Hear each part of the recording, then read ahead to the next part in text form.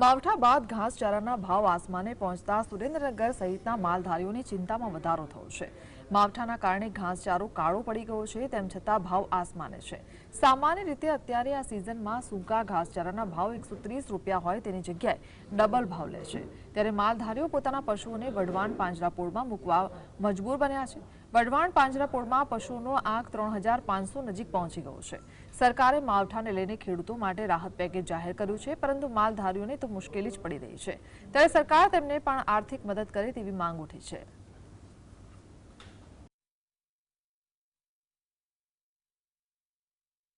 કારું કળ આવે છે બરોબર। અત્યારે અમને જેમ ખેડૂતને સહાય આપો એમ માલધારીને સહાય આપો। અત્યારે હાવ પોઝિશન ખરાબ છે બરોબર। આપણે અત્યારે આ તો ઢોરા મનુષ્ય અત્યારે ઘઉંમાં કાકરાવાળું ખડ ખાય તો કેવું લાગે, તો આ ઢોરાને એ દશા છે। તેના વાવ હાવ બચારાનો તરીએ બરોબર। 10 દૂધણા હોય ને 20 ખાવાવાળા હોય, શું કરવાનું? માજનમાં જાય તો માજનવાળા નથી અંબાડતા।